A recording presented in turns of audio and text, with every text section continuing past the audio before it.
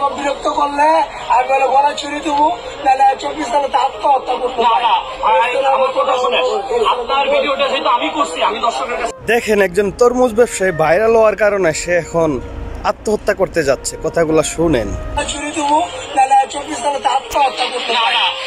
আমার কথা শুনেন, আপনার ভিডিওটা যেহেতু আমি করছি, আমি দর্শকের কাছে মাপ চাইতেছি আপনার ভাই। আপনি আমার মাফ করে দেন, আর আপনি ভুল থাকেন, ঠান্ডা থাকেন ভাই, ঠিক আছে? আপনি আমার রাগ করেন না ভাই, ভিডিওটা আমি কষ্ট ভাই, আমার লক্ষ টাকা মাল ভাই, কষ্ট ভাই, আমি বিক্রি করতে পারছি না। ঘরে খাবার নাই, মানে ভালো করে খাবে। আমার 4 লক্ষ টাকার মাল ভাই, পয়সা দিতে ভাই, আমি বিক্রি করতে পারতেছি না ভাই। আমি কিভাবে চলবো ভাই? আমার পয়সা ভাই আর তো আসবে না, আশা করি। যারা আসবে তারা এক মায়ের জন্ম না, আমি মনে করবো। আর যদি আসে না, ডেফিনেটলি না, একটা মানুষকে বাঁচতে দিবে না, সে কি মানুষ? ভাই আমি ভিডিও করার জন্য আমি আসছিলাম না। যদি আপনারা কেউ আসেন, মোবাইল নাম্বার দিয়ে দিব আপনার স্ক্রিনে, আমার সাথে বা স্ক্রিনে ভাইয়ের নাম্বার দিয়ে দিব, ফোন দিয়ে আসেন। এই লোকে যদি ফ্রি থাকে আপনাদের ভিডিও দিবে ভাই। আমি তো না বলি নাই যে ভাই আমি ভিডিও দিব না, আমি ভিডিও দিব। আপনারা যা বলবেন আমি তাই শুনবো, কিন্তু আমার দ্বারা আপনারা সবকিছু ভালো থাকে করে নেন, কিন্তু আমারও ভালো রাখেন, আমারও কর্ম করে খাইতে দেন ভাই। আমার 1.5 লক্ষ টাকার মাল ভাই পয়সা দিতে, এদিকে দিব ভাই। 1.5 লক্ষ টাকা আমি কই পাবো ভাই? আমাকে বলেন ভাই, 1.5 লক্ষ টাকা মাল ভাই পয়সা গেলে আমার কে দিব ভাই? 1.5 লক্ষ টাকা কে দিব ভাই? আপনারা কেউ ছবি তো পাইছেন না। অনুরোধ ভাই, আমাকে বিরক্ত করবেন না ভাই, আমাকে বিরক্ত করবেন না ভাই।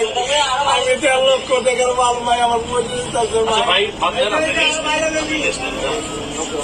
বাংলাদেশের মানুষ আসলে ভাইরালে আক্রান্ত। আপনারা দেখেন, একটা মানুষ ভাইরাল হওয়ার পরে এই মানুষটাকে এমনভাবে বিরক্ত করতেছে কিছু মিডিয়ার মানুষরা, যার কারণে ওনার ব্যবসা করা এখন অনেক কঠিন।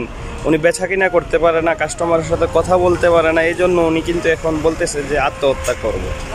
চিন্তা করেন আপনি, এইভাবে কত মানুষের জীবন যে এই ভাইরালে আক্রান্ত কিছু মিডিয়া শেষ করে দিছে। আপনারা চিন্তা করেন, একজন তরমুজ ব্যবসায়ীকে ভাইরাল করে তার ব্যবসাকে 12টা বাড়াই দিচ্ছে। এখন সেই ব্যবসায়ী ব্যবসা করতে পারতেছে না, সে নিজের যে জমানো টাকা দিয়ে এই তরমুজগুলা কিনছিল সেগুলো বিক্রি করতে পারতেছে না, তার সংসারের 12টা বাজা দিচ্ছে। সে বলতেছে যদি এইভাবে আর কিছুদিন চলে তাহলে আমার আত্মহত্যা ছাড়া আর কোনো রাস্তা নাই, কারণ আমার ব্যবসা সব শেষ, আমার 1.5 লাখ টাকার পুঁজি সব শেষ হয়ে যাইতেছে শুধু এই মিডিয়ার কারণে। তারা এসে আমাকে এতটা বিরক্ত করে, আমি কাজ করতে পারি না, আমি বেচা কিনা করতে পারি না। আমার এখানে কাস্টমার আসলে তারা আমার কাছ থেকে এখন আর আগের মতো তরমুজ কিনে না।